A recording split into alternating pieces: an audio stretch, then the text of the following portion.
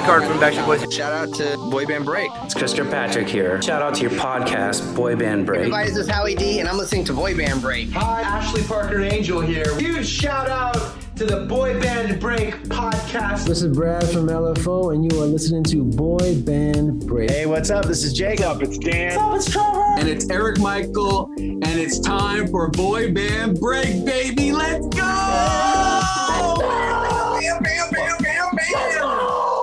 Welcome back to Boy Band Break. We encourage you to take a break from your day and join us in some boy band conversation.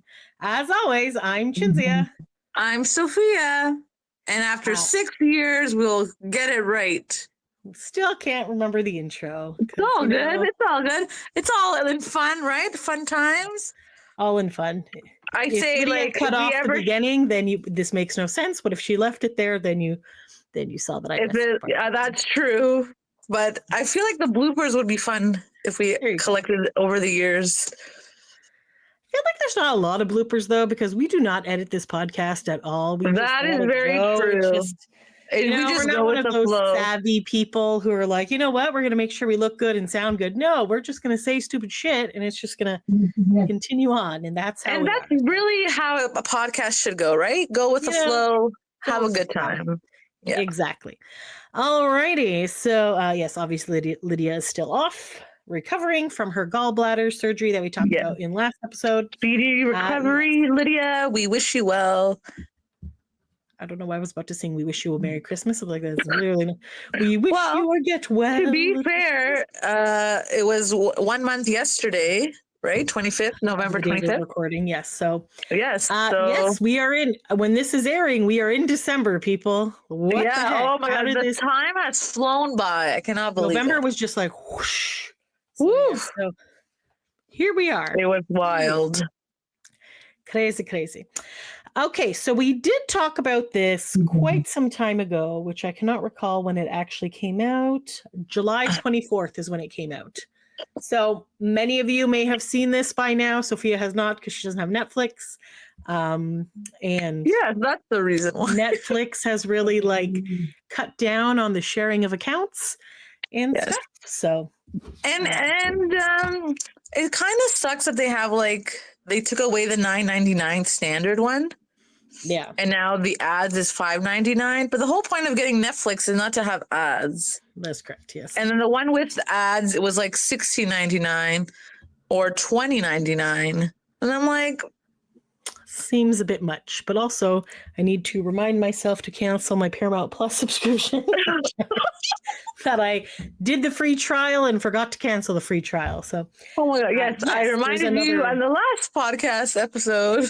There is another documentary that I may watch again and make notes. We'll see.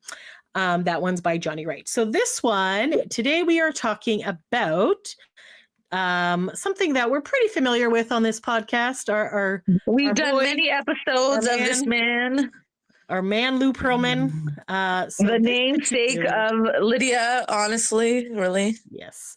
So this is Dirty Pop. Which one am I sharing here? Dirty Pop. Dirty Pop. BT. I love that song. The boy in band. Concert, it's so good. Yeah. I was like, when have you seen NSYNC in concert? And then I was like, right. Chris Kirkpatrick has been on Pop 2000 tour. And how long? A while. Yes. I feel like it's like a never-ending tour. I enjoy the tour. Absolutely. I love the tour. And can I just say, I don't know if I probably have mentioned this because I forget everything. Please come to Toronto with Nick Carter. That would be delightful. But back in the day, when I was a late teenager, I used to be on this website called Hip Online. And then there was forums to talk about music and stuff. And then there was a fanfic forum. So I was always wanting to try to write a fanfic. And then I didn't. And then I was like, you know what, whatever. And it was a Canadian, I believe it was a Canadian website because there was a lot of Moffat fans on there. So there was a lot of Moffat stories. So sometimes so basically it was like a group writing thing. So they would post an idea of a story. And then the members of the band, and then you would find out which band member you were with, and then you would write the story. Like, oh, I'm whatever. So I did a few of those. Whatever. But then I was like, you know what? There's no NSYNC fanfic. So then I believe it was actually called the first NSYNC fanfic or something like that. And those Moffat ones fizzled out pretty easily because they were just always like, oh, lovey-dovey, and then da-da-da, and then it was over. Mine had conflict, and I kept adding more and more people. So basically, at the heart of it, it was an NSYNC story. But then when NSYNC went on tour, but then Lydia was very much in love with Aaron Carter at the time. So then we also included Aaron Carter and Leslie Carter because I was a fan of her music. So they were there. But then I was like, oh, I wish Leslie had someone to hook up with in this story. Who should she be in love? So then I decided, let's add my good old friends, Serial Joe. So Serial Joe also became part of this. And we haven't heard Serial Joe in a while. I haven't mentioned Serial Joe in a while. So I can guarantee that there's probably 0 Serial Joe fanfics out there because they were more of like a rock band. For those of you, you were ahead of your time. So anyways, so in that fanfic, we ended up that Leslie Carter and Stever from Serial Joe were like together. So then Aaron and Leslie went on tour with Lydia and Stever because Ryan from Serial Joe ended up getting mono, and then Serial Joe broke up for the summer. Anyways, long story short, and we had this other girl. So it was me and my friend Gina writing this. Olivia. So I obviously had Chris. Gina had Justin. Olivia had JC, but Olivia very rarely wrote in this fanfic. And then there's 2 other girls, Misty and Stacy. Stacy had Joey, Misty had Lance. So anyways, that has nothing to do with anything. But the point is that we ended up going on tour and just kept adding other bands. So basically when we were on tour, it was NSYNC with O-Town and Aaron Carter and Leslie Carter. And then, which is basically how the Pop 2000 tour kind of started because Aaron was on there before. Right. And we had Lance from NSYNC and stuff like that. Yeah. So I just thought it was really funny that even though so NSYNC and O-Town were on tour together back in the day, and here they are still on tour together. It's a full circle moment. Which just really we just kept adding more people and then that's awesome. It was fun. One of these days, I'm going to print it. I really, I feel like I know your fanfic because you mention it a lot. I reference it a lot, yes. Yes, and I was like, yes, I know this story. Every few years, I just remember. I was just like, yes, I do recall. Because you're like, do you remember this story that I always would tell? I'm like, yes, I do. And you're like, yes, I remember this story that I have never read before. So yes, so sorry. Basically. Anyways, that has literally nothing to do with anything except... we are talking about a new documentary. We are talking about a new... Went off on a tangent there. Okay, so this is called Dirty Pop, the boy band stand, and it's on Netflix. So let's be honest. We've seen a lot of Lou Pearlman documentaries. They had a 2020 special on him. Lance had that really good documentary a few years ago, which my mind is escaping me. What the heck was it called? Oh my God! Why can I not recall what it's called? Lance. Remember, look it up. Can you look it up? Yep. For some reason, it's not coming. The to Boy my head Band either. Con. So it's called The Boy Band Con: The Lou Pearlman Story. So that came out in 2019. Very good for people who have not been following the Lou story. It filled in a bunch of things, had some boy banders on there and stuff. Afterwards, Lance said that when people saw it, they're like, oh, we would have also volunteered our stories as well. So it was interesting. So I'm like, we basically know the bear, Lou, he grew up in New York, in Queens. He loved airplanes. He made a blimp company, blah, blah, blah, blah, blah. So all that stuff. Then all this shit. So we basically knew pretended to have a label. He pretended to have an airline. He pretended to have a lot of other things. He did Ponzi schemes, bad guy. Anyways, so I'm like, this is not really going to show us any new information. And we have other episodes of Lou as well. Other things that we've discussed about Lou. Yeah. So you can go back and just look up Lou Pearlman. We even have a Renaissance about Lou. Yes, that's what it's called, sorry. A seance when yes. When Josh came on and channeled Lou's spirit and and smacked Lydia. It's quite interesting. I could not keep a straight face, but I really tried hard not to laugh. Yeah, so we and you could totally see my face as well. Okay. And I believe we almost choked on all the sage that he lit up in the room. I was surprised my house did not catch on fire for the amount of smoke that was in that room. But and then he saged the room before we entered. I believe he saged us as well, saged us individually as well. Yes. It was quite the undertaking. It was quite the experience. I've never done a seance before. And me neither. I was like, okay. Although I was happy that I didn't laugh. Like, I kept it in. So I was proud of myself. Barely. But hey, I did it. So that's a good. Anyway, so we have this, and Lydia obviously calls herself Mama Lou after Lou Pearlman because she wants to put together a boy. She's a pervert. I don't know. I was just not really sure. Anyways, so went in with very little expectations there would be any new information in this documentary. However, there was a little bit of new information that maybe I forgot about, or maybe we hadn't heard before. There was some new characters from Lou's life that were in here, so kind of interesting. Okay, again, I watched this many months ago and I have basically forgotten it. So I wrote notes. Hopefully my notes will make sense. If not, well, you're just along for the ride. So basically it is put into 3 different episodes. So the first episode, and I don't know why it said season 1, episode 1. I guess that's just how Netflix does it. Purveyor of pop. Lou Pearlman assembles the Backstreet Boys and their competitors in sync, but after racking, which they spelt wrong, but after racking up gold records, the men are stunned by their paltry paydays. Episode 2 is businesses. So these are all about 40 to 45-minute episodes. So it's just over 2 hours, I guess, if you want to watch this as a binge, which is also good. Business is business. After a lawsuit, Lou launches a reality TV show to find the next big musical act. As employees question Lou's cash source, the FBI takes interest. And then the last episode is called Blood Money. And it says, amid a too good to be true savings plan, bad checks, forgeries, and dubious financial statements, investors seek justice while Lou travels the globe. And obviously the second episode is about making the band. I don't think it said that, so I just wanted to share the name of the. So I'm not obviously going to show this movie because we can't, but I'm just going to. The Backstreet Boys are singing to a bunch of girls on a school bus. It looks like middle school. So, can you hear me? Yes. No, you can't hear me? Okay. Yeah, I can hear you. So, obviously, I'm not going to play this because it's, copyright and all that jazz, because we, get copyright claims all the time. But the weird part that it starts off with, Lou is in the documentary. Lou Pearlman is there. It's weird, like a creepy AI version of him.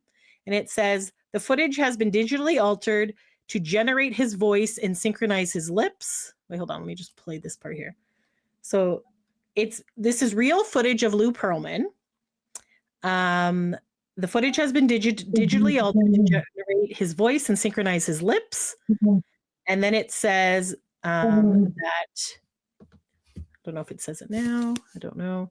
The words were written in his book, Bands, Brands, and Billions. See, AI is crazy that it can generate that. Like, it literally sounds like he's talking, and it's kind of creepy. He's obviously a little bit like, but I'm going to stop sharing. That's so creepy, though. Like, that AI can do that. Like, wow. Like, AI has moved on. It's taking over the world. I don't know what's going on. But basically, I do have the book. So it's called Lou Pearlman's Bands, Brands, and Billions. My top 10 rules for making any business go platinum. Did you read it? Or apparently it was at Goodwill for $2.99. I don't know if that's when I bought it or what, or if I ended up buying it online. Probably. I don't think I read it. Okay. You know what? I've read part of it because I have my bookmark in there. So I have not gotten that far in the book. But I just feel like it's one of those things you have to take with a grain of salt when you realize how shady this man is. So How much lies he told to get ahead?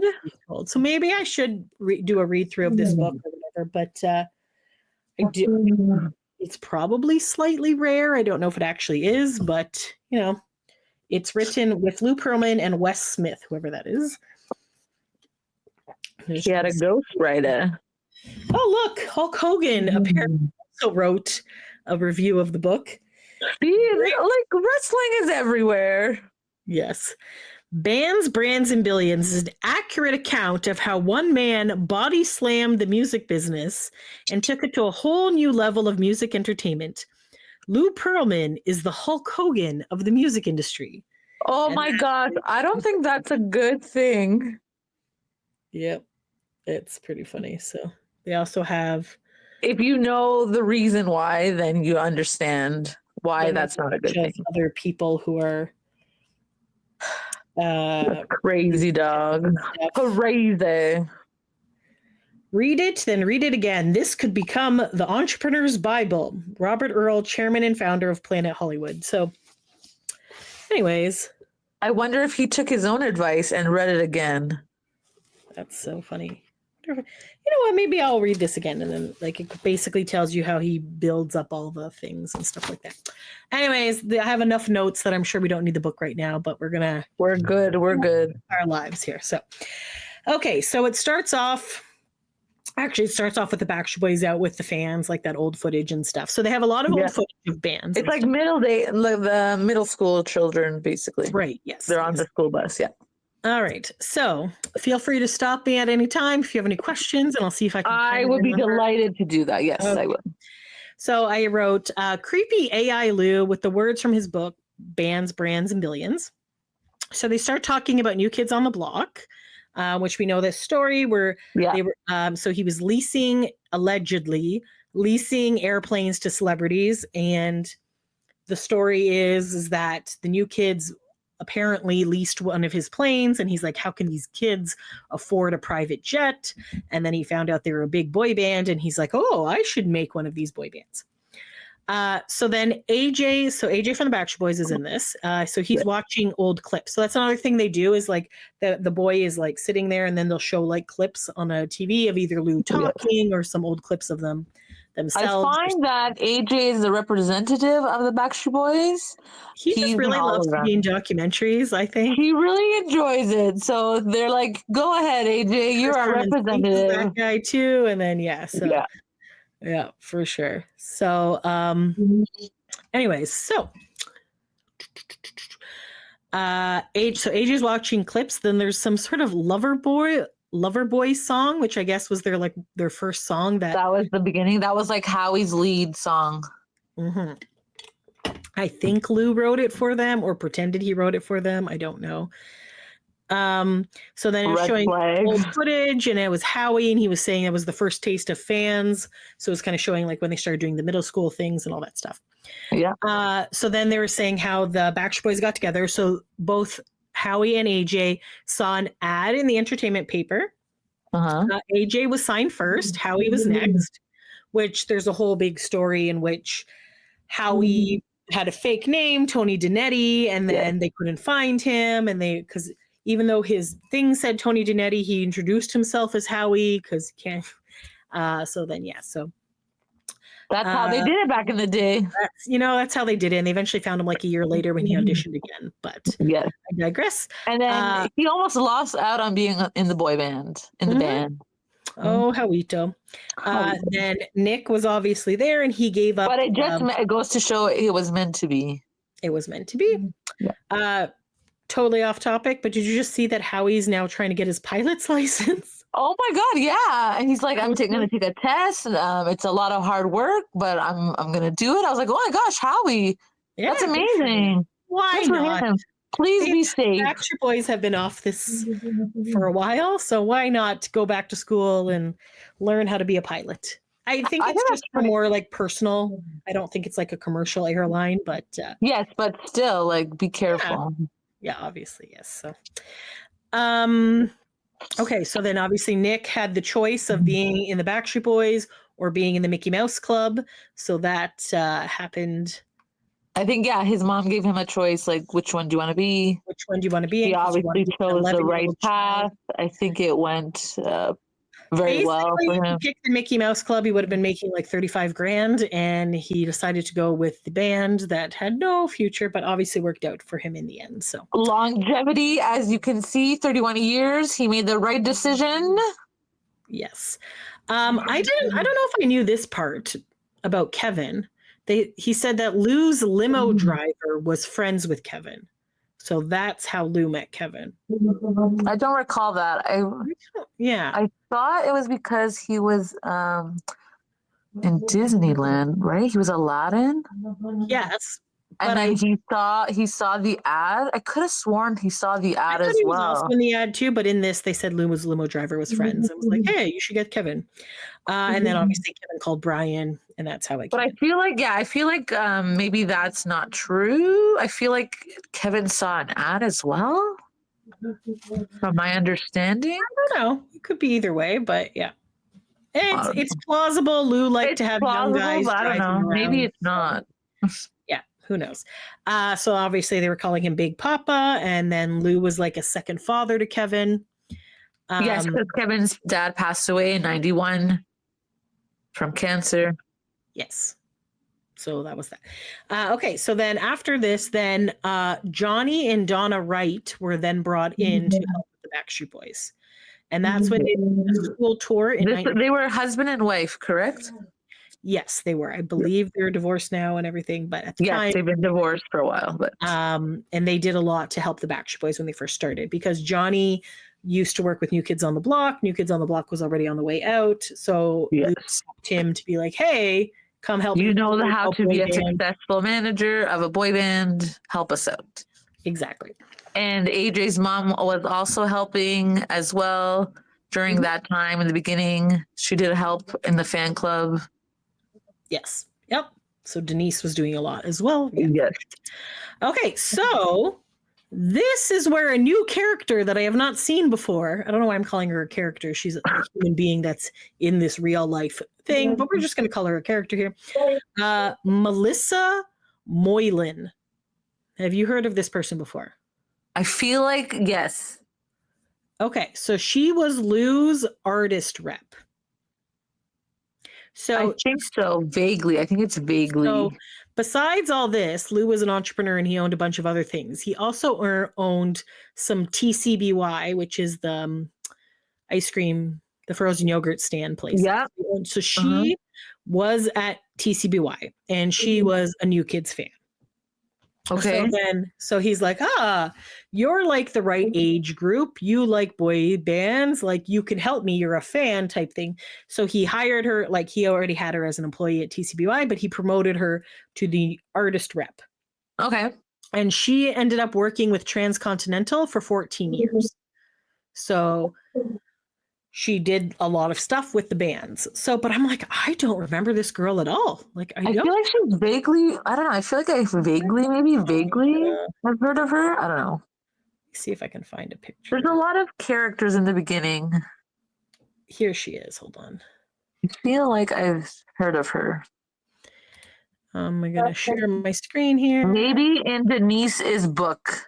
That's why I feel like it's vaguely familiar. So this is her. Yeah. I think so. Let's see. I feel like that name sounds familiar. Maybe Denise. Okay, that makes sense because I believe, like, yeah, this is her as an adult. Where is she? Oh, there's her with Kevin. Oh, nope, that's her as an adult. So this is her like as a youngish person, but now she's like going on tour with bands. Hashtag dream job, my friend. This is that's a good job. So I'm like, for 14 years, that's amazing. Maybe I just forgot. Yeah, so she worked there for quite some time. Okay, I'm going to stop my screen sharing. Okay. So then they showed a whole bunch of like old BSB footage. They're showing the Blimp Garage, which is where the Backstreet Boys did their like training and stuff. Yep, their boy band boot camp. Yep. They were showing a gondola. Then it had old footage of Lou with his mom.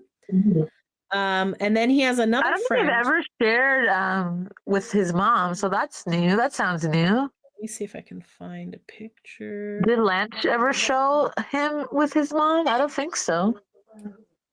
when we watched Boy Band Con. Do you remember? I think so. Like I know we've talked about the mom before. So this is the mom. Because usually, I think that's new because usually they just bring up the cousin. Yes. What's his name again? Cousin or the friend or whatever. Or the friend, yeah. Not showing the picture that I'm trying to do here. Okay. Kissing his mom on the lips, which I think is kind of weird, but I don't know, whatever, to each their own. It is very weird, yes. Yes, so anyway, so that's the mom. And then it had like a bunch of old pictures of him when he was young. Like here's bar mitzvah and stuff. Hold on, I can't find. I think that was the parents. Okay. Yeah, I think I never seen. I don't think they were ever shown. I think it was like the first time. Yeah. So why can't I get it to stop? Whatever. This is the 80s. Okay. Whatever. What? Why is this not showing? Anyways, you can kind of see in the little picture them. I don't know why it won't let me click on that actual spot, but yes, there's some pictures of Lou and his family and stuff. So yeah. So this is where they now introduce a new person, which I again don't think we've heard of before. Mark Payeca. Yeah, that does not sound familiar. A childhood friend. So he was talking about how Lou was really good at forgery. So Lou actually forged a driver's license by hand for this guy. Down to like the stamps, and he had everything good and whatever. So he was ready for his close-up even back then. Yeah, this is like this is his driver's Pyancia. So he actually did this all by hand. Wow. So back then you could get away with a lot, eh? Yes. So then in 1980 he starts Airship International. So then they introduce another friend. Is it this guy? This guy looks familiar. Who's this guy? He's a news anchor guy. Oh, okay. So, okay, that makes sense. I keep getting the friends mixed up because there's a few friends. Some of them are more interesting than the others, but I love how it just randomly stops on things that this. Okay, sorry. This is a podcast, whatever. So Airship International, he has this thing. So then he gets this new friend. This other friend is Jerry Rosin. So he's his friend from the apartment. So Jerry. Is this where they feuded, right? Is this where they feuded? There was like a feud between two friends? Or am I making that up? Possibly. I don't know. I have no idea. Sorry. Very entertaining. This guy. So he ends up being on Wall Street. He had a falling out with one of his friends. And maybe that's the roommate. There's another falling out later on. So maybe that's it. This guy ends up on Wall Street. He ends up making money. It's the 80s. It's very big there. He ends up introducing Lou to a bunch of investors, and they raise $2 million. Ooh. For Airship International. Do we know this?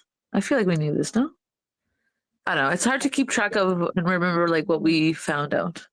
Yeah, so that's this guy. This guy, Jerry, is entertaining. This guy, which hopefully it'll stop on it. I hate how this is not letting me like stop on where I need to be. There's another guy named Mark. So he's okay. You know what? I'm just going to stop showing these things because it's annoying me that I can't get the thing. Mark is a cop, or was a cop. He was a cop. He went to school. So his friends are Jerry, the guy that he forged for. Yes, that's the one he forged for. So he ended up becoming a cop at one point. His buddy Jerry ends up working on Wall Street, getting all the big investors. He's kind of like a sleazy businessman-y type thing. And then he also has another friend named Frankie. So Frankie Vasquez. So Lou ends up moving his buddies down to Florida with him because he wants to start like I think the blimps had already crashed or whatever. So he moves to Florida to start something else. So Frankie is not in the documentary, but his mom Julia is. So his Frankie's mom Julia is a teacher. Frankie ended up going to aviation school. Mm-hmm. So, and he also lived in the same apartment complex, which is Mitchell Gardens. So every time that Julia, which is Frankie's mom, had money, she would give it to Frankie, and then Frankie would invest it with Lou in his company to like build it up, right? Support him. So this thing kind of like jumps back and forth a little bit as well. So as some documentaries do. So it said the first BSB song in the US is We've Got It Going On. Yep. And it went to number 69. Yes. But in Germany, it went to number 1. Yes. So Lou had tour buses and security guards for BSB before he had a record deal. So he was already like hyping them up and doing stuff. Hustling hard, that Lou. Yes. And then he ends up getting a deal, and then nobody cared about the Backstreet Boys in the United States. And then it shows a clip of them thanking Lou for their gold record in Germany. So then Lou does that whole, they was talking about the whole Coke versus Pepsi. And, you know, like if you have one, then you need another to have a competitor to kind of have this rivalry. Like this is one of his main things he talks about a lot. So because of that, he decides that he's going to go with NSYNC. So he could have a rivalry for the Backstreet Boys. And instead of having two companies own it, if he both owns it, he owns Coke and Pepsi, then he can make the money from both of them. So then there's a clip of Justin and them when they're first starting off. And he has a Janet Jackson picture on his wall, which I thought was very entertaining because obviously in the future we got that moment at the Super Bowl. So Chris is interviewed, and Chris from NSYNC is interviewed in this documentary. Chris is always funny in these interviews. So he's like watching some old clips, and he's like, "Oh, look, I was skinny back then. I didn't eat much." And then he's like, "Now I have money." And then he like pats his belly. I was like, "You're such a fucking nerd." Like, he's the best, though. I love his humor. Funny. It's so funny. Love him. He just like. You don't think it will be funny, but it's very funny. It's very funny. This I actually didn't know. As a Chris fan, I'm surprised I didn't know this. But he was living in Ohio with his mom, and he left to go live in Florida in his dad's dining room. So him and his dad, like he didn't really know his dad for many years of his life because his parents were like teen parents, and then split up. Has he ever explained that like on a podcast? I don't recall that when he interviewed AJ on Name Drop. I feel like he didn't. I don't know. So he's had So because the mom had 5 kids, she had Chris. I think she had Chris when she was like 15, like she was very young, and then he has 4 sisters. So anyway, so he ends up moving to Florida to live in his dad's dining room because there's no extra bedrooms, and he's working at the Outback Steakhouse. So I didn't know about that. Living in the dining room, I didn't know. So that's interesting. Yes. So then Chris ends, and I think he actually met Lou through the Outback. I don't know. So Chris puts a group together and signed a deal with Lou before Lance. So again, it's kind of like jumping back and forth in the timeline. So Chris keeps bringing it up because he's like, no, give me the credit. I'm the reason why NSYNC got together because they always give credit to Lou. Right. But Chris is like, no, it was my responsibility to find the guys and I did it. Yes. So this, again, I didn't know this part either. Apparently Chris started working when he was 13 on a farm. So he was working on a farm. His mom was a single mom of 5 kids, and they lived in a trailer. So it was like, they obviously grew up in a lot of poverty, and he was working since a kid, right? So then it like jumps over to Melissa again, who is the girl, the artist person. And then she starts talking about NSYNC and how NSYNC was a hush-hush project. Yes, they steer clear of each other because they didn't want BSB to find out about NSYNC until I guess NSYNC got big. Right, exactly. Yeah. So Chris said that Lou told him he wanted to keep it on the down low and not talk about it. They can't talk about this group. Anything can happen. Then we get introduced to another friend of Lou. His name is Andy Gross. And he said that he met NSYNC at a birthday party when the Backstreet Boys were in Germany, and it shocked everyone. So I guess the Backstreet Boys were doing their stuff in Germany. Lou ends up having a birthday party, has NSYNC perform at this birthday party. That's so shady, man. And nobody knew what they're like. What the hell? Where did this other band come from? They're so like, where's the Backstreet Boys? I thought you had the Backstreet Boys. Yeah. So then everyone's telling Lou how he's spoiling the boys, like the Backstreet Boys. with limos and boats and jets and like doing all this like fun, extravagant things. Whereas like a normal band who's starting out, you know, they're renting a van, and they're sleeping in the van, or they're like setting up their own gigs and stuff. And meanwhile, these guys get the lap of luxury right away, which obviously we know in the future it's because Lou's keeping track of all that and making back the money, but he wanted to make them look like big shots. So, yeah. So AJ said after doing 2 years in Europe, they just walk through the door of America, and they're just like, okay, we're here now. So then because they were here, then NSYNC went to Germany. Yes. Now they have the prototype. They know what to do. They got to get this boy band factory going. So they yes. And then Chris said every fan works he said every fan that they ran into in Germany were saying that we're here to see you because the Backstreet Boys aren't here. So it was basically like, so they're like, we don't care about NSYNC. We like the Backstreet Boys as this American pop band. They're now gone. So that's why we're coming to see you, because the Backstreet Boys aren't here. So it was like a consolation prize, basically.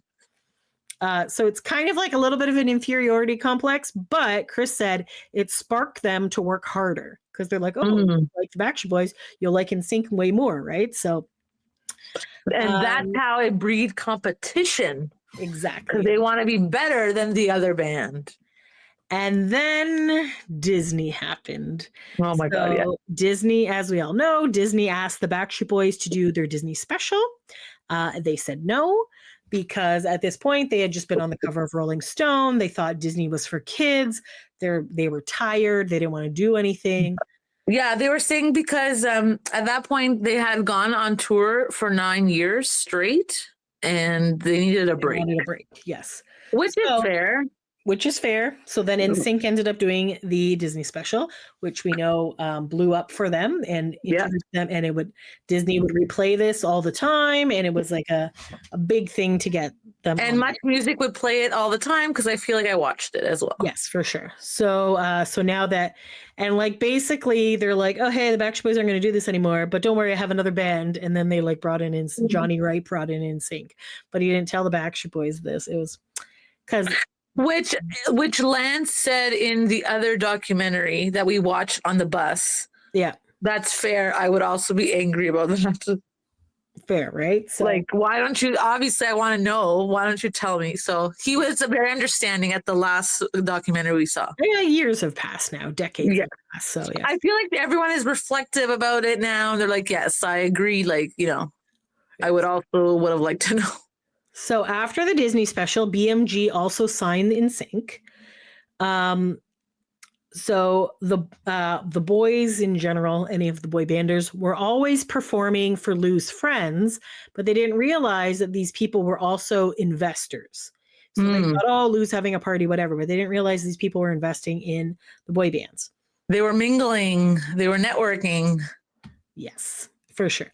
So then it cuts to when NSYNC had been working, I believe, 2 years at this point, maybe. Yes. And they ended up going to Vegas and having this big fancy dinner because they were going to do this big check presentation to give them money for all their hard work and the millions of albums they had sold and all the merchandise and stuff. So like Lou puts on this big show with the parents and shit, gives them the check, and the check is for $10,000. I would just like to say that this wasn't there another number has changed multiple times. In one time in Lance's book, it was 25,000. In an interview with Lance, it was 20. This is now saying 10. So it was between 10,000 and 25,000. $25,000 for several years of work and whatever, right? And then I think Chris Kirkpatrick was like, "This is amazing. We're rich."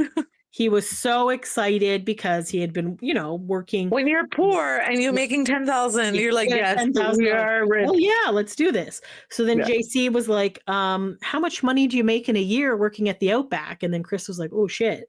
So you're right. You're like, oh, okay. So this actually isn't a lot of money. Like it is, but it's not a lot of money. Right. The amount of hours working 24/7, traveling for you. Especially for like selling out venues, you're selling out everything, Exactly. So then at this point, so then Brian from the Backstreet Boys is the one that brought it up to NSYNC because they kind of started sharing stories. JC was the one who got the lawyer. basketball game. Yes. Yeah. Challenge. Was it Challenge for the Children or was it different? Yeah. Yes. Challenge for the Children. So then JC ended up getting a lawyer. He knew a lawyer. And yes, his family friend, I believe, cousin, I believe. Something like that. So then it cuts to Lou's friend, Andy.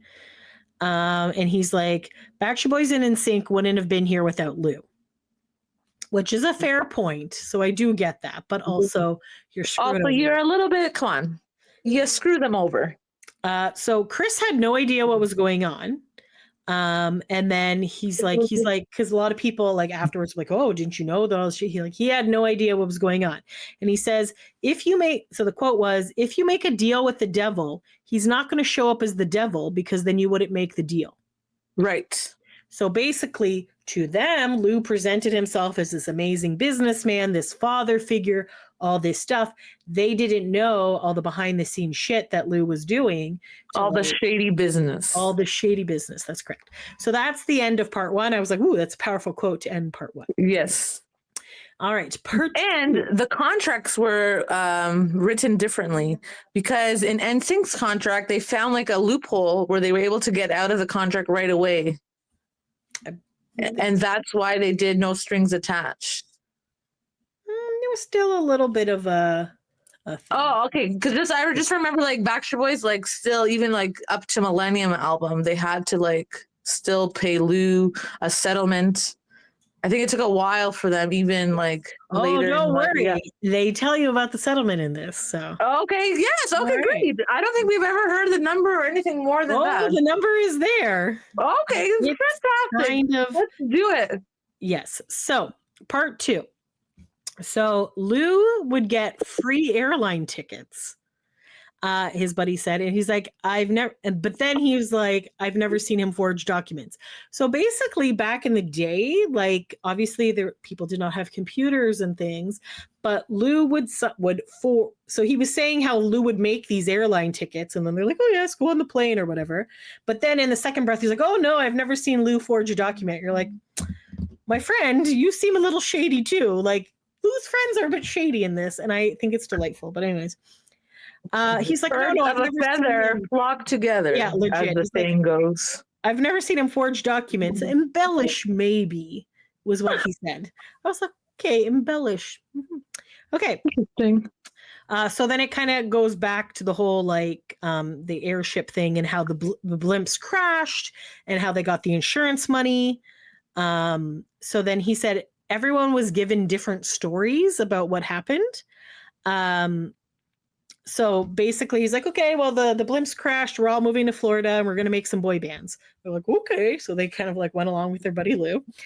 So why not? Well, you know what? Why not? Go along for the ride. So then it flashes forward to when Backstreet Boys and NSYNC are suing Lou. And then Chris was like, the person I trusted the most was a crook. So it was like very like traumatic for them. And then AJ was saying how they were blindsided and they didn't know all this stuff that was happening. Sorry. Because you don't expect someone that's like close to you that it will happen to you about those kinds of things. Course. Like this guy is your buddy. This guy has your back, and you don't think. Well, that you think he has your back, but come to show, he doesn't have it at all. He has his own back. Exactly. And then I'm gonna share this because this is fantastic. Because this is my favorite man in this documentary. Actually, no, there's a lot of good people in this documentary. I feel like you like a couple of them. You've enjoyed a few of them. Some good people here. There's like, oh, I can't get it to stop. All right. It's not a good shot of this man. Okay, here we go. Are we really like, do we care about that? I'm just kidding. We don't really care. But anyways, this man is a hero in this thing. His name is Cheney Mason. Have we seen this man in a different doc? I feel like maybe. I don't know if he was there. Okay, who do you think this man is? I don't know. I think this is like a friend of somebody's, of his, He's no? not. No? This man is Lou's defense attorney. Ooh, okay, then no, we haven't. All right. So Lou's defense attorney, Cheney Mason. Lou spent, so he was like, so in his defense, Cheney was on Lou's side there. He's like, Lou spent a lot of money training the kids and they needed to pay it back. So they're like, so that whole recoupable payments and stuff like that. So he's like, he deserved a lot. So he deserved a lot of money because he spent all this money investing in them and now they're making this money. So Lou should be getting it back. So that's kind of what he's. And then it like cuts to, I don't even recall this happening, but it cuts to the courthouse and there's a bunch of fans there and they're doing a prayer circle outside of the courthouse. Yeah. I feel like they might have played this on maybe MTV probably. News. I feel like they were very like popular. Yes. MTV News. MTV went anywhere there was boy band news. Yes. So it was possible that they shared this. Could be, yes. So AJ said that they bought Lou out. Oh shit. Did I not put the number down? Maybe I did. I don't know. So Cheney said that they bought Lou out. Would you like to guess how much?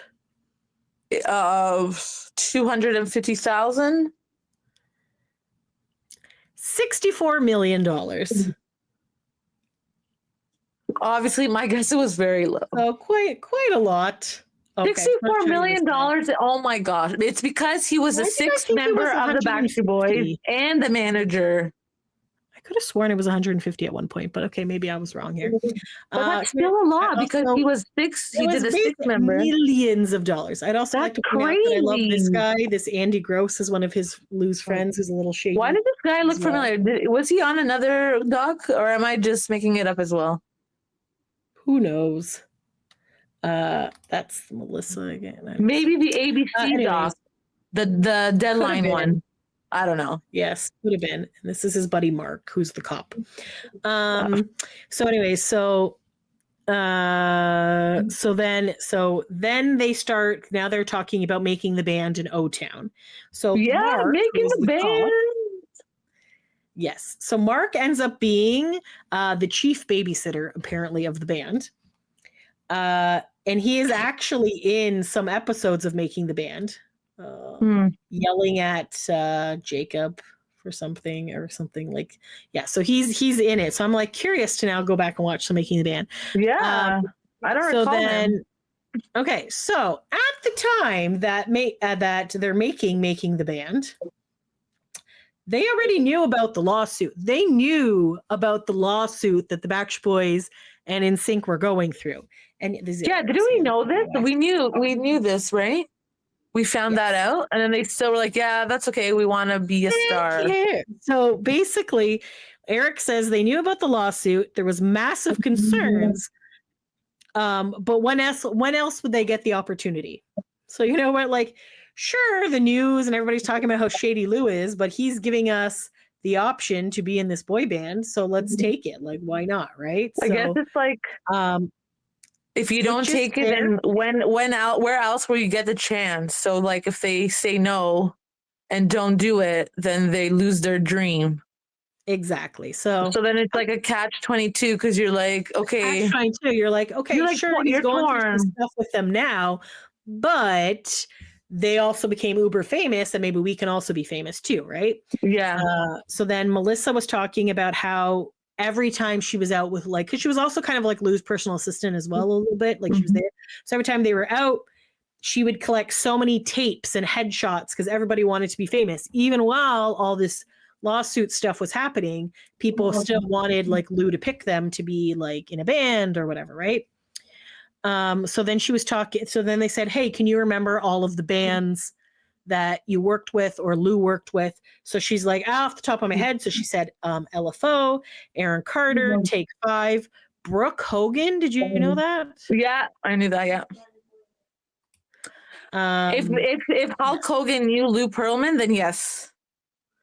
So I'm like, this is interesting because then Hulk Hogan's written on the book. So anyway, so B44, Innocence, and Natural. So then we introduce a new character. Yes, here's Aaron and B44 and all that stuff. So this new guy is from Natural, and his name is Michael Johnson. So he actually played. So I really did not know much about Natural because I feel like by the time Natural came out, it was kind of like on the downward spiral of boy bands. Yeah. Like, yeah. So I feel like we moved away from those kinds of boy bands. Yeah. As we've talked, music is cyclical and stuff. So like we had Backstreet Boys, NSYNC, O-Town, and then you're like, ooh, take that, blah, blah, blah, Natural, right? So, so Michael Johnson, so that's this guy, he met Lou when he was 11 years old. He met him at a dance class that BSB were at. So I don't know if BSB was like making a surprise appearance at this dance class or whatever, but he was there and that's where he met him. Do you think like they were trying out for dancers for their tour maybe? I don't know, or maybe they were just kind of like in the area. So maybe, I don't know. No idea. So, what is it really a logical reason? I'm sure he was just there. Yes. So anyway, so he met him at the dance class with Backstreet Boys. He introduced himself. A few years later, the Backstreet Boys performed at his school. So it was like probably in the very beginning when he met them. So he went up afterwards, and Lou still remembered him a few years later. Wow. So he was like very impressed by that. So then by the time Natural came around, all these lawsuits had already happened and things had already happened. So there was like, whatever. So his family and friends were very terrified that they were signing with Lou, but they did it anyways to get their chance, which is basically what O-Town said, right? So. Right. So yeah, like we're saying, like, if this is your only chance, do you take it? And obviously they're like, yes, because this will probably be the only chance. Exactly. They also introduce another member of Natural. His name is Patrick. I think this is him, possibly. I don't know. So there's two members of Natural that are in this documentary. So basically, Lou had said to them, within a year, you'll be on a world tour and have a gold record.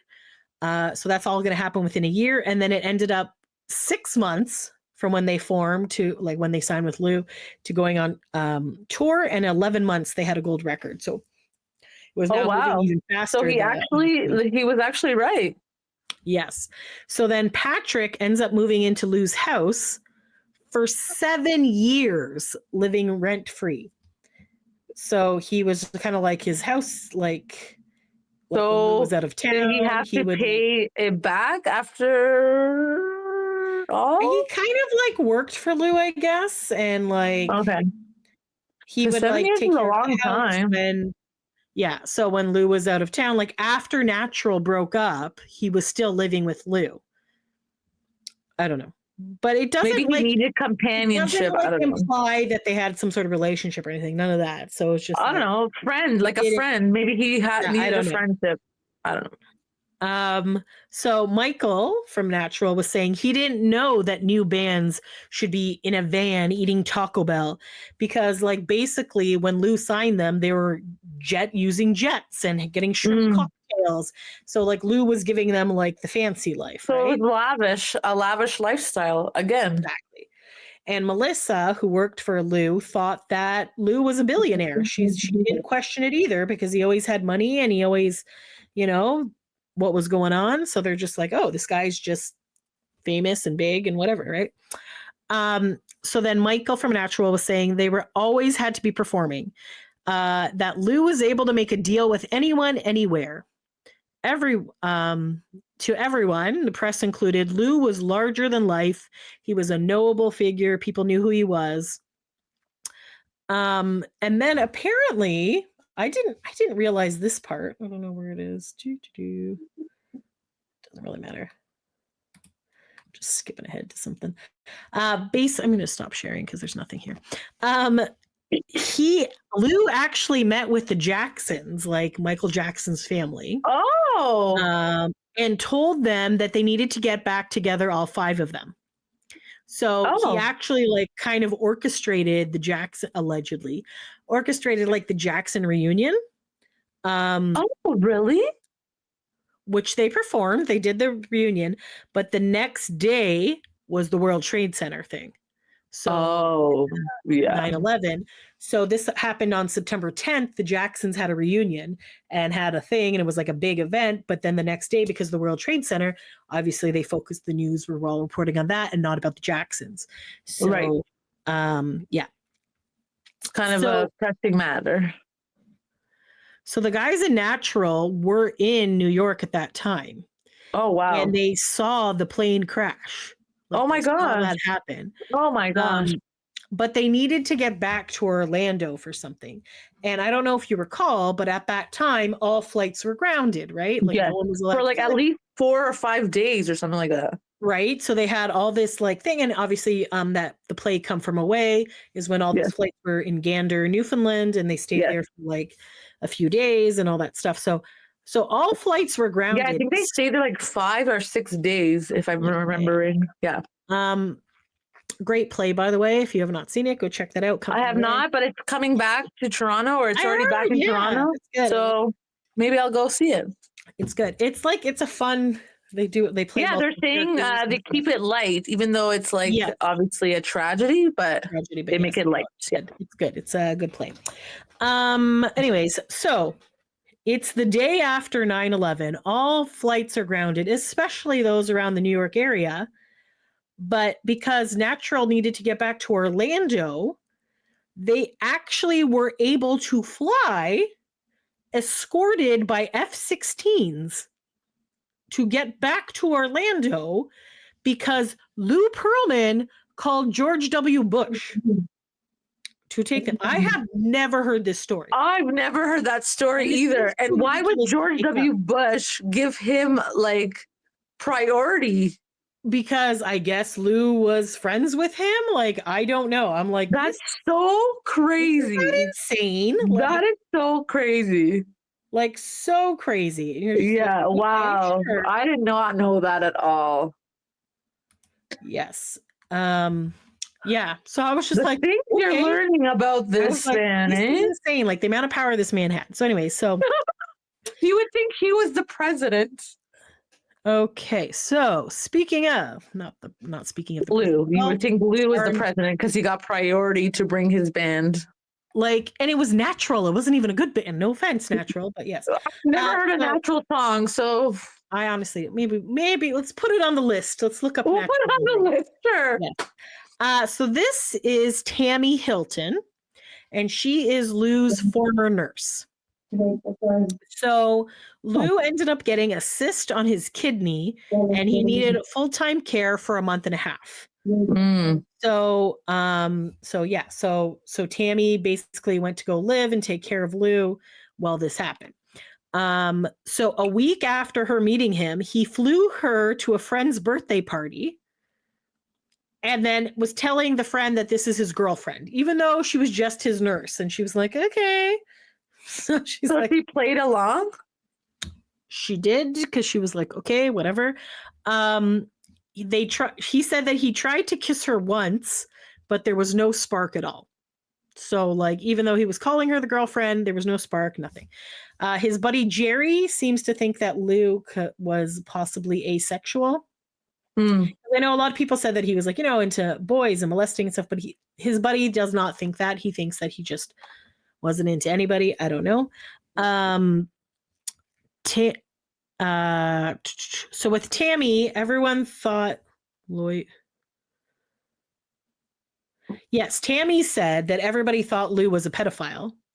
But then other people are saying no one thought he was a molester. So they're like, so it's kind of like controversial back and forth. So I guess it depends on who you ask. Depends on who you ask, for sure. Eric from O-Town was saying that he didn't see anything happen, but there was some suspect behavior. Patrick from Natural said he lived there and he didn't see anything. And then this is a new person as well. This is Mandy Newland. Remember What was it? What was that? Was it a TV show where I think it was on Making the Band where or like Ashley followed Lou Pearlman into the bathroom? I think that was Lance's documentary, wasn't Oh it? yeah, I think it was Lance's documentary. Yeah. And he like followed Lou into the bathroom to try And to then he's like, "Yeah, I know this looks wrong, but he's like, I don't care." maybe shoot a shot there. Yeah. So then this is Mandy Newland. She's Lou's personal assistant. She's British. She has a British accent. How many assistants did he have? Lots of people. So anyway, so she said that Lou was touchy-feely with the guys, but she never saw anything inappropriate. So she doesn't think anything happened. Anyways, so yes, so that's who knows? I don't know. Who knows? Depends who you ask. Yes. I think this is Patrick. Anyway, so then they were talking about all the different businesses that he owns. So this is Mandy. So they're talking about all the different businesses that he owns. So like Transcon had so many different divisions. So he had TCPY, he had NYPD Pizza, which makes sense because I feel like I always used to see boy banders at NYPD Pizza. Like that was like Yes. they would do photos there. He had Pearl Steakhouse. So that was like his fancy steakhouse. He owned Chippendale. Like he did stuff with the Chippendales for a while. And then she was saying that Lou would always... Sorry, I lost my train of thought here. So she said that Lou would pay for like vacations for people. She would pay for their weddings, like his staff members and stuff. He would take care of his staff and do lots of things. And then he bought the Church Street station, which was in downtown Orlando. So they ended up doing a bunch of things there. Frankie, so his buddy Frankie, so that's the one who was the pilot and stuff. He was the guy. So he was like one of like Lou's right-hand man. So Melissa was questioning how he had made money. And then he was told that he made money from planes, that he bought planes with investor money and rented them out. So that's how she's like, how is he getting all this money? That's what they were explaining to him. And then Lou would tell Julia, which is Frankie's mom, that her investment was going great because she was always investing her extra money there. He would paint pictures with his mind. And Michael said that Michael from Natural said he financed Backstreet Boys and NSYNC with blimp money. And apparently the BMG deal that he signed was a bad deal.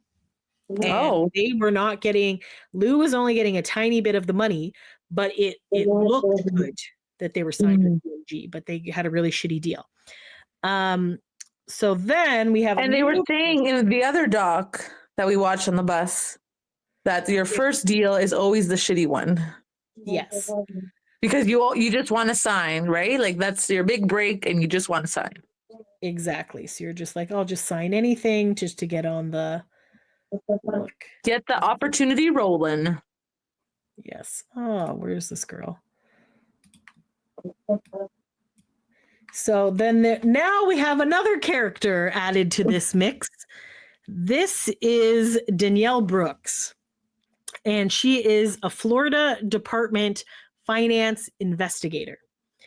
Ooh. So she worked for the newspaper. So Lou had an employee savings plan.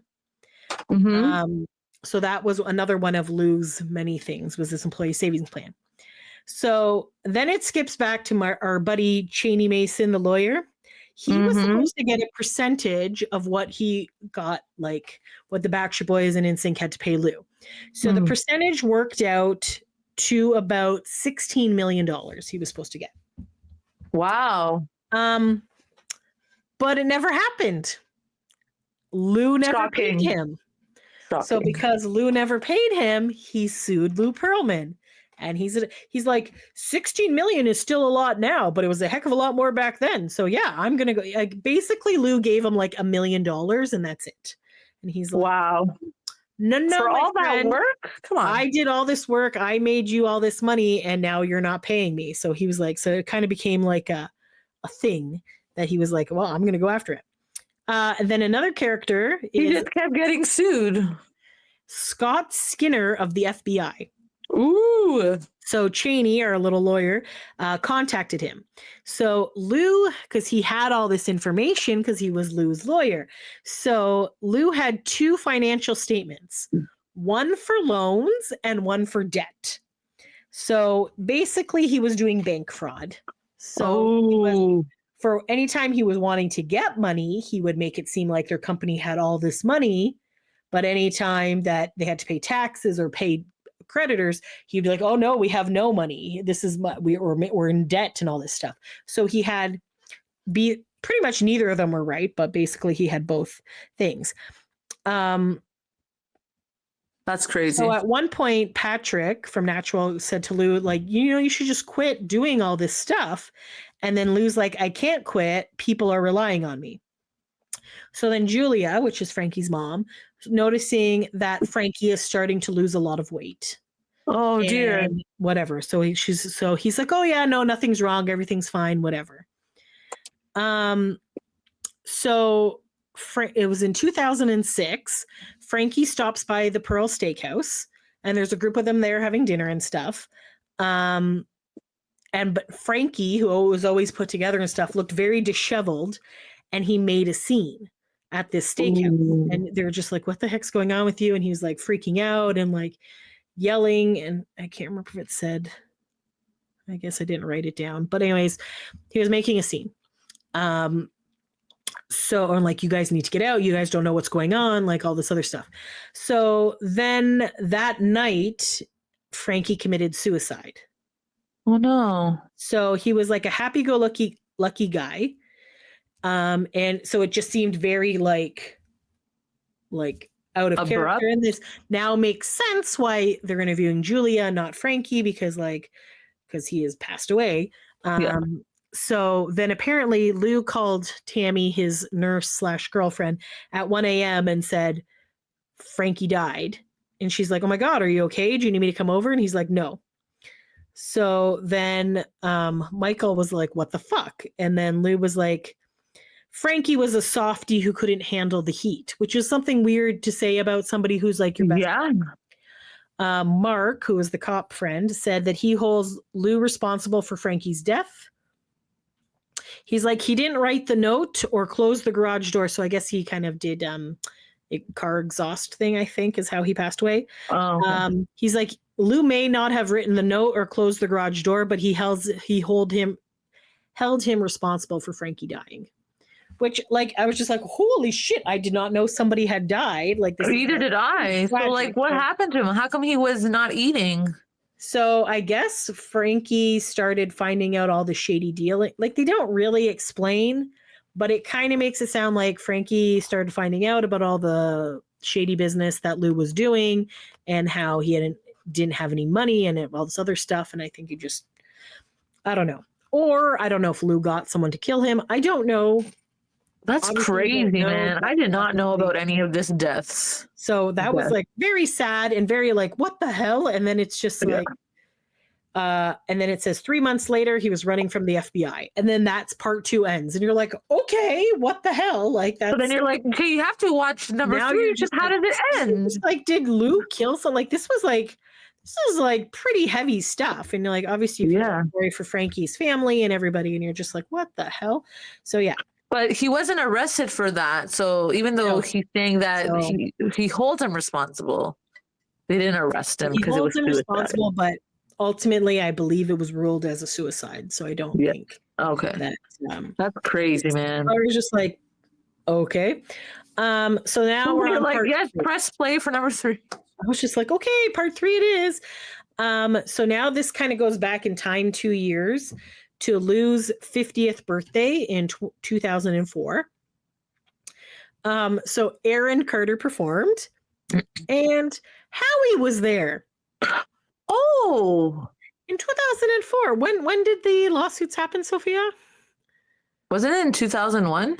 I believe so. So this is 3 years after the lawsuits. Howie is still going to parties. Like between 2000, 2001.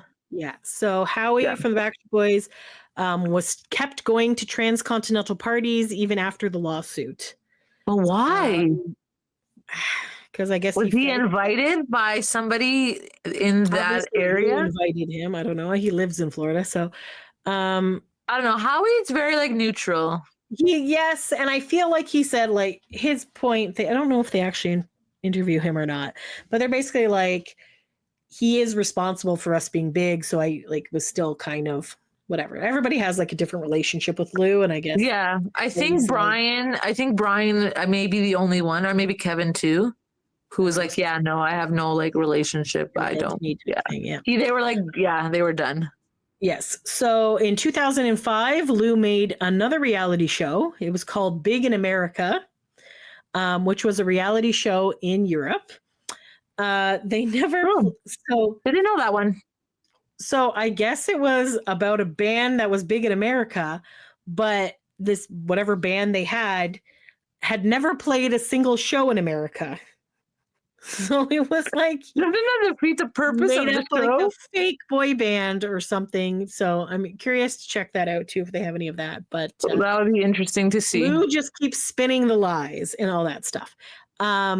So then basically after around this time, he obviously had willing participants because look at Overtown and Natural. Yes, exactly. Why am I still sharing the screen? Sorry. So anyway, so then so they never played. Once Natural broke up, so the band broke up, Michael became business partners with Lou. So I think Natural ended up having a little bit more money than the other boy bands because at this point, Lou couldn't screw people over as much. I don't know. So so basically, Patrick from Natural is living in Lou's house. Michael from Natural is a business partner with Lou. Interesting. So now we're reintroduced to Helen Huntley, who is a financial... Oh, is that the person or was that somebody else? There were so many people in this. But anyways. Scott Skinner. Okay, anyways, there's Helen Huntley. She is a financial reporter. So she is one of the ones who brought him down. So a reader reached out to her to talk about this employee like savings plan thing and to see if it was real. So she started writing about it and people were writing to her saying that they wanted their money back from it. So then the lawyer, Cheney Mason, he was paid $1.5 million of the $16 million that was owed to him. So he's still trying to like get the money somehow. Lou and get the money. So Lou ended up sending him a check from Germany. He had his friend check out the address of this bank in Germany, and it ended up being a vacant lot. So there was no bank. Lou made this up. Okay. Wow. So 2006, people are wanting their money back. So people started making scenes. They started going to the Transcon offices. They're like, oh, we want our money back. What's going on? Da, da, da. And they just go, oh, yeah, everything's fine. Everything's fine. So they're like, no, like this is our life savings. Like we want our money back. They were interviewing. People just started stealing things from Lou's house and his office. Well, might as well, right? He stole from them. There was shady people around, like mobstery type people. Oh my God. Patrick said that lots of cars and sketchy people kept coming to Lou's house. So much that Patrick ended up getting a gun just to like protect himself. Oh my gosh. So like if you're like in the red, you're going to shady people to help you get more money, basically. Oh, yeah. So people were breaking into the compound. They were there. So Patrick was there to kind of like keep an eye on the house and stuff. So at first, Lou would not let him invest. He said to the Natural, like, you guys cannot invest in my company. Don't do it. Da, da, da, da, da. So I guess maybe he was growing a little bit of a heart at that point. But then eventually he's like, okay, yeah, you can invest. So they invested $100,000. So then it goes back to Mark, who's the cop, and he said Frankie's mom lost a lot, and that Frankie would still be alive today if it wasn't for like Lou, is basically what he was implying, and implying he was saying. Jerry, his other buddy, did not think it was a suicide. Tammy thought it was a suicide, but 2 months later, Lou thought it was murder. So suddenly, like, Lou's now, oh yes, Frankie was murdered. Like, I don't know if he was just feeling guilty that Frankie had passed away or what, but so at that point, Tammy thought that Lou was starting to kind of spiral a little bit. So she's like, what the heck? So then Mark is at the office, and Lou goes, I love you. I got to go on a vacation for a bit. Thanks for everything. And Mark's like, okay, what the hell? And he takes off. 3 weeks after Lou took off on this vacation, the office stuff was all seized. So FBI came in, they started taking all the stuff. Patrick was home when they raided the house and started again going through all of Lou's stuff, taking stuff. At that point, Lou had been gone for about 6 weeks. Wow. And they had no idea where he was. So Lou he was on the buddies, run. That was the run, right? Yes. So now he's on the run.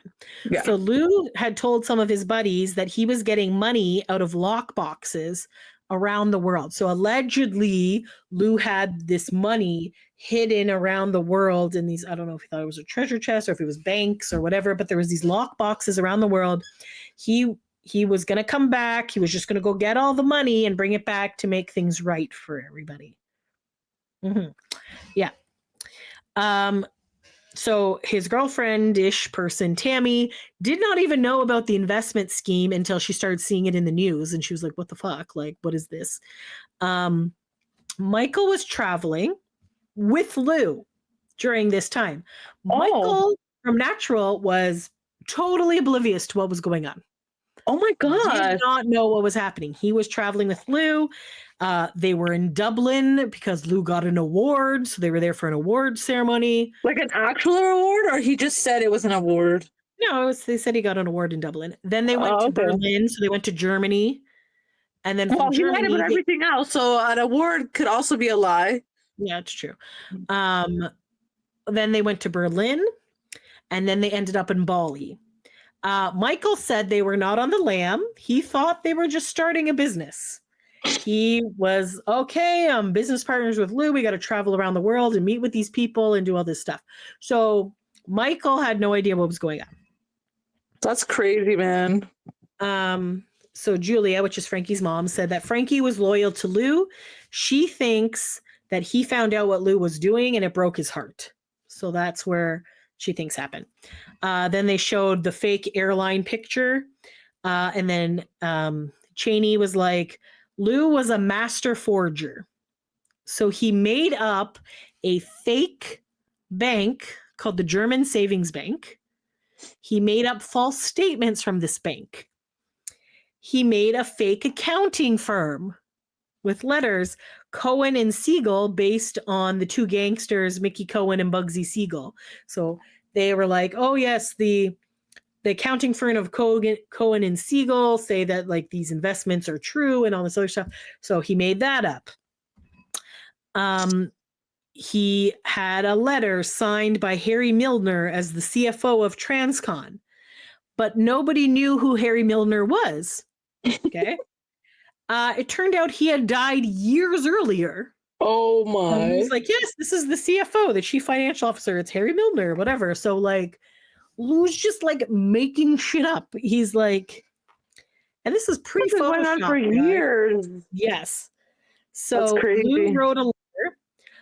Apparently over 1,000 people invested over $300 million. That's insane.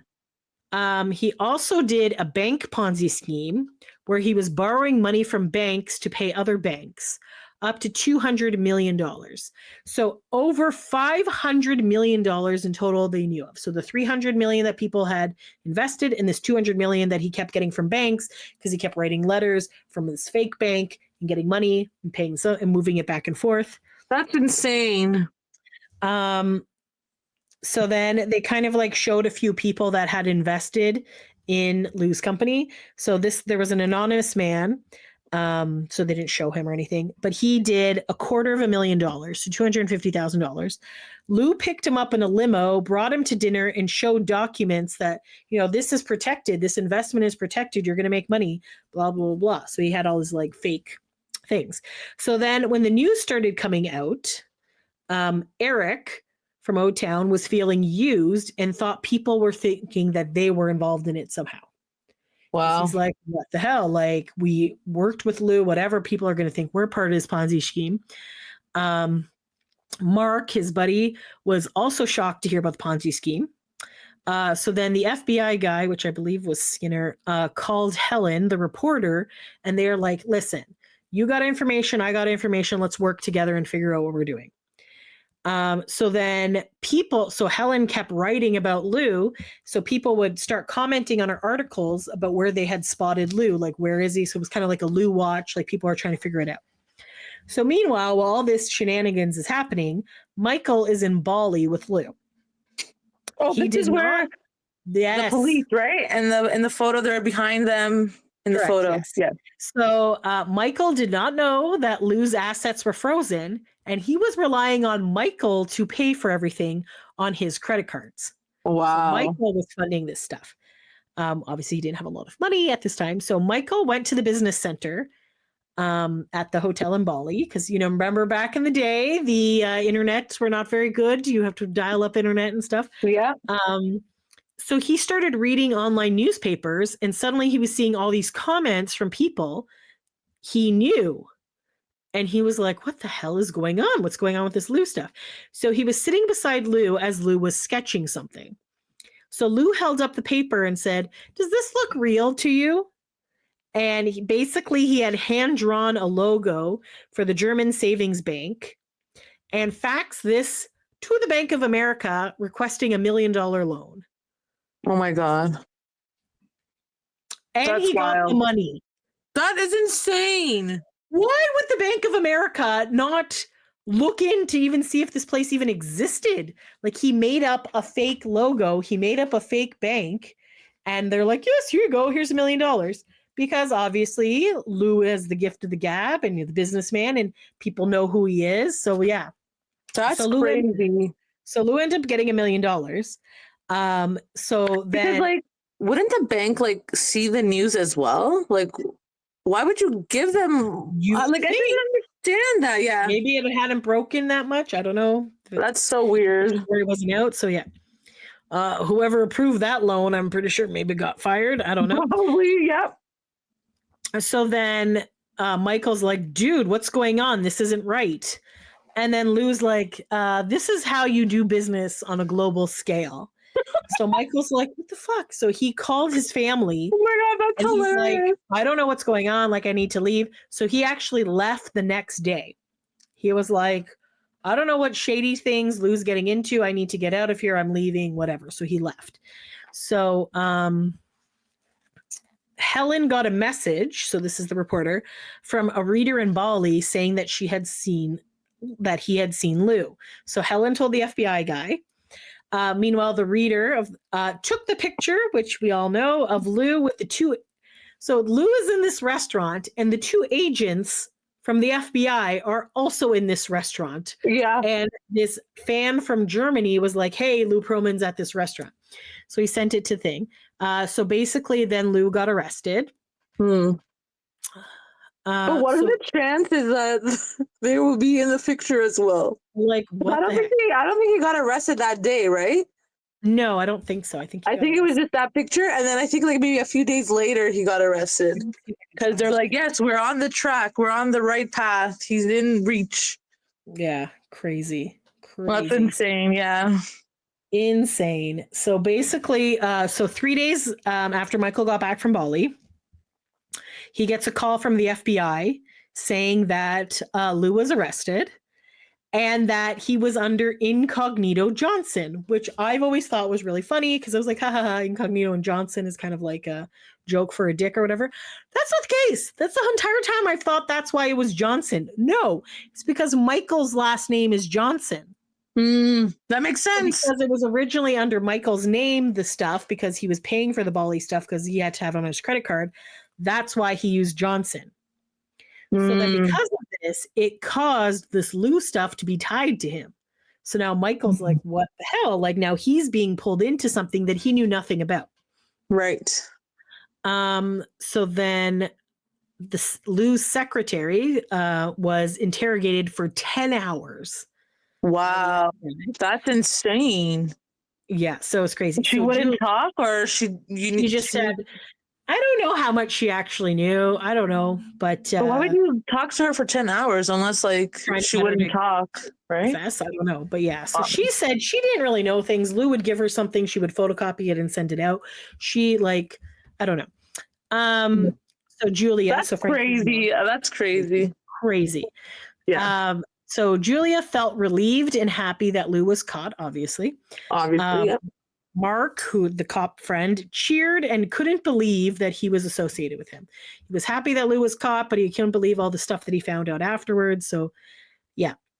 So then it was there was a bunch of footage about people who were upset that they lost their money. Yeah, it was seniors, right? From Florida. Yeah. Then they were also talking about this lady who 3 years earlier, before all this went down, tried to take down Lou because he had a talent and modeling company as well that was shady and not on the thing. Oh my gosh. So she tried to like take Lou down back then, but the attorney general dismissed it because he was friends with Lou. Ooh, he had friends in high places. So this lady was like, if they would have looked into Lou back then, people wouldn't have lost, so much more people wouldn't have lost their money and all this other stuff. So she was like, but nobody wanted to believe her or whatever, right? So that's crazy. That's like insane. Like he had like people in his pocket, honestly. Yes. So basically, Lou used fame to bring in more investments, right? He had all his boy bands. He got too greedy, and it all blew up in his face. Yes. So, so Lou's now in court, and he pled guilty really quickly. And then our friend over there, Cheney or Chesney or whatever, the lawyer, he was sitting in the front row of the court to watch Lou's sentencing. And after the sentence, Lou turned to look back at him, and Cheney said, "You should have paid me back, you asshole." Amazing. He was one of the guys who helped bring it down. So yes. So if Lou wasn't so cheap, maybe, like, obviously lawyers are shady to begin with, but I guess he would have been like, oh, well, I got my money, I don't care. But because Lou didn't pay him, he made it his personal mission to bring Lou down. He expedited the process. Yes. So Lou had got sentenced to a 25-year prison sentence, and then he would get 1 month reduction for each $1 million he paid back. So so did he pay back a lot, or $12 million? He would have a year off of his sentence, right? So, so then they were saying that murderers get less than 25 years. Like they gave him like the maximum sentence. He screwed over a lot of people, so I can understand why they did that. For sure.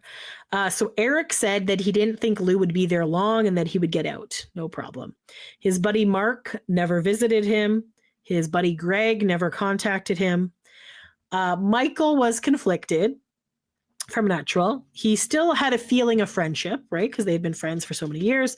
But he was also glad that he was in jail. His other buddy, which I cannot remember which one it was, possibly Jerry, couldn't visit Lou because he had some legal problems himself. Wow. So he tried to visit him, but he was denied. So that guy was so entertaining. Anyways, so then a man named Peter contacted someone, I don't know, it said him, and said that they loved Lou in jail. So then it was Peter Zaccagnino or something. So he's Lou's friend, and he had this very like evil laugh. I'm going to see if I can find him because he was really entertaining. That's crazy. He met a friend in prison? Yes and no. Hold on. Let me see if I can find him. Oh, it's too far back. Am I even in the wrong? Oh, I'm in episode 2. That's why I don't see him. Hold on one sec. This guy, just like when you think of like a mafiosa type character, this is like, okay, let me see if I can not someone you think of, or you think of it. Yes, this is what this guy kind of reminded me of. Okay. Is this him? I think this might be him. Hold on, there's so many people. I was getting very confused at certain points, but this guy, very evil laugh. Oh yes, this is the guy. He was like And sitting there, like he's in his interview. arrested. Yes, so he's like smoking a cigar. He said he knew the real Lou in and out of jail. They met in 2000, and he was going to invest in buildings with Lou, but he got arrested for mail fraud and bank fraud. So while he was awaiting the sentencing, and so this man is now in jail. While he was awaiting sentencing, he saw that Lou got arrested. He's like, "Oh, good, we can hang out together in jail." Oh my gosh. Oh my God, it was like That's hilarious. so ridiculous. Yeah, there's like so it was pretty funny. So then it cuts to Michael again from Natural. And he was saying that he had hundreds of calls from Lou in prison, and he had copies of the calls. So he would like record the calls or get like voicemails from him or whatever. So he had so many of these, and he was like playing some of them and stuff. So he basically said that Lou would make up stuff in his fake fantasy world. And Lou never thought that he should be in jail. He did not think he deserved to be in jail. He thought he was fine. Whatever. Melissa was saying how where did she go? I don't know. She was saying that Lou wanted to fix it by paying the investors back. So she feels that Lou thought that he could pay the investors back. Danielle thinks he wouldn't, and he's spent all the money. She thinks that all the money was gone, so there was no way he could pay back. His buddy Jerry thinks he would have paid people back. He just needed more time. People thought that he had money buried somewhere, but he didn't think it was true. Cheney said that they never found the $125 million. So he said it's hard to tell due to all the false documents and records if this even existed. So they're like, did it even exist? Who knows, right? Like, right? Right. Yeah. And then he told Peter, I can't remember who Peter is, but he told Peter was that last guy, the last shady fellow, that he had $3 million in the Cook Islands and that no one could find it.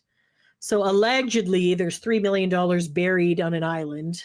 Didn't they go like digging someone? Somebody went digging somewhere, I think. Yeah, You might have heard that on the news one time. So Tammy said that criminals don't understand that criminals lie to each other. Which is a very valid point. You're living your It is valid, yeah. You're lying to other people. Why aren't you going to lie to your criminal buddies, right? Yeah. So then she was saying that Lou wrote her several letters while in jail. So she has all the letters. And she said that in his letters, he was saying that tons of rappers were auditioning for him.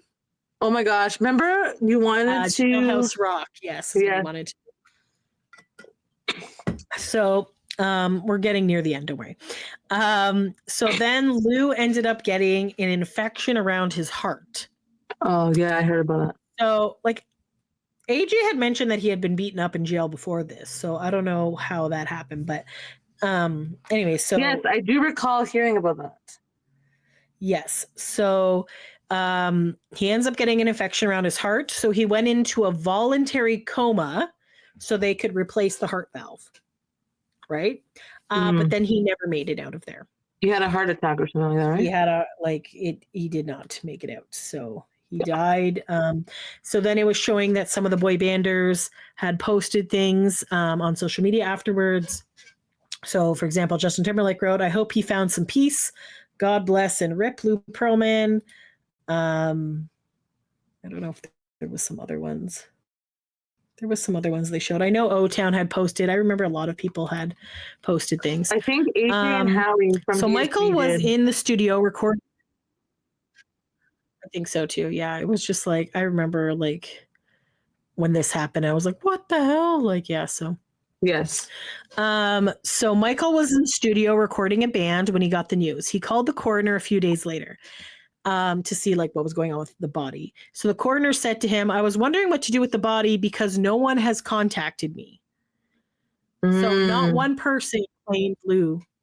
That's crazy.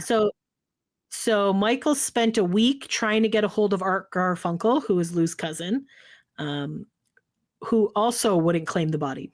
And Art did not want the body either.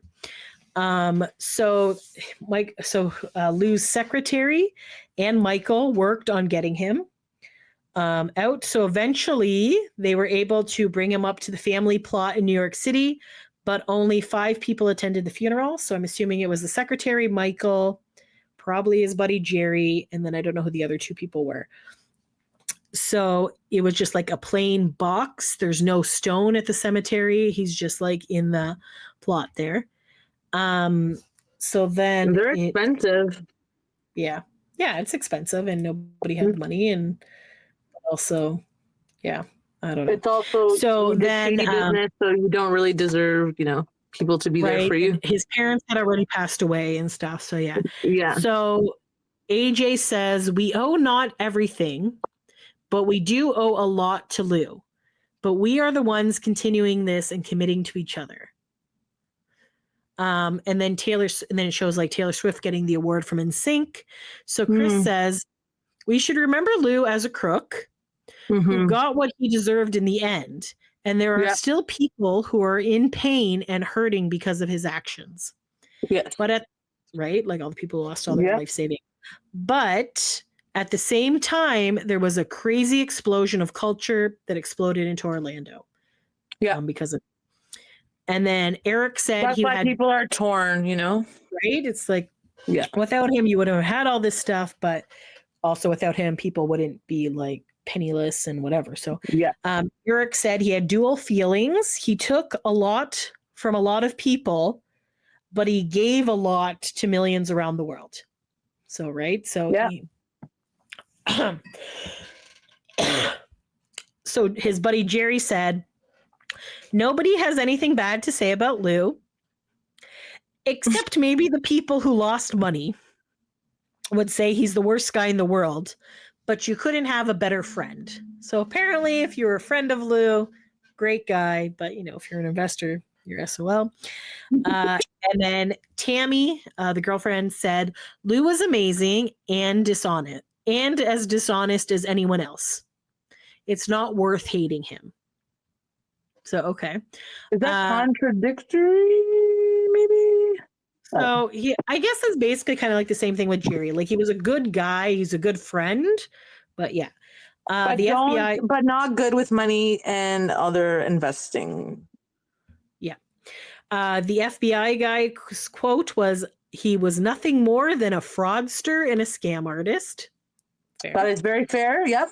Our lawyer buddy Cheney says he was a full-time fraud from when he got up until when he went to bed. Fair. That is very fair as well. Yes. So let's see there. What am I looking at here? And I'm just going to stop sharing the screen because I have nothing. And then Michael said, success on a level has never been seen in pop culture, but it's disgusting. It was financed on life savings. Yeah. This was the monster that was my best friend. Is it very sad? And then it ends with AI Lou doing a quote. Oh God. And Lou's quote is, suppose you are an aspiring singer trying to make ends meet. I say I will spend $3 million to make you a star. You'll make 10 to 20 million, and I'll make 20 to 50 million. Is that a good deal for you?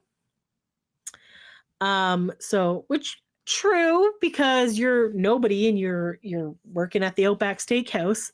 So he's going to invest in you.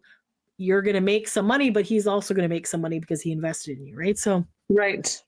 And then there was like a little like epilogue-y thing on the thing, and it says, of the 500 million Lou stole, only about 10 million was recovered. Yeah. 2,000 families invested over 30 years. And that it is the insane. longest running Ponzi scheme in American history. That is crazy, man. Isn't that crazy? He just became so greedy. So greedy. And it's just like, wow. So sad. So super sad for Frankie's All the mom families and all who the lost friends, their savings. people who have lost their savings, all that stuff. So like, yeah, Like, it's that's awesome. years and years of hard work to save the money Some people in your put bank their account. entire money. And this one lady, I didn't put the quote, but she was basically like, if I die in my sleep, I don't care, because then at least I don't have to worry about not having anything. And stuff. Yeah. Like, it was sad. There was a lot of sad Aww. stories for people, and it was just like a lot of people got screwed over by this man. But a lot of people got to experience this music and culture and things that, you know, he did. So You're torn because of those things. You know, you're like, yes, he did help to make 2 of the biggest boy bands and a bunch of other ones. and a bunch of other ones, but also he fucked up a screwed lot over a of lot of people. Yeah. He screwed over a lot of people. So yeah. Yes. So that was very interesting. Thank you for sharing all that. No, I learned a couple things that I didn't know. And thanks again for tuning in, everyone. Yes, I was going to read some reviews, but you can go look them up. I think you did a great job. We should cut it off. It's an hour and 40 minutes, so we did a great job. I appreciate you. All right. Well, let's hear what you guys think about Lou. And yeah, so feel free to put things in the comments. But yes, anyways. We would love to hear from you. We would love to hear from you. The man, you got to love a man, hate him. But yes, so as someone who did not invest any money in his Ponzi schemes, we're more on we appreciate what he brought to us, but also he screwed over the boy banders as well. So obviously not to the extent of whatever. And it's, as they said, they're still continuing on. So maybe he got them that start, but the Backstreet Boys are still touring. O-Town is still touring. NSYNC has been doing a lot of things recently. So yeah, they did 2 songs together. So that's something. So yeah, who knows? So anyways, love him or hate him, that's Lou Pearlman, guys. So thanks for taking a break. Beautiful way to end it. That is Lou Pearlman. It sure was. Thanks for taking a break with us, guys. Until next time. Thanks for listening. Bye.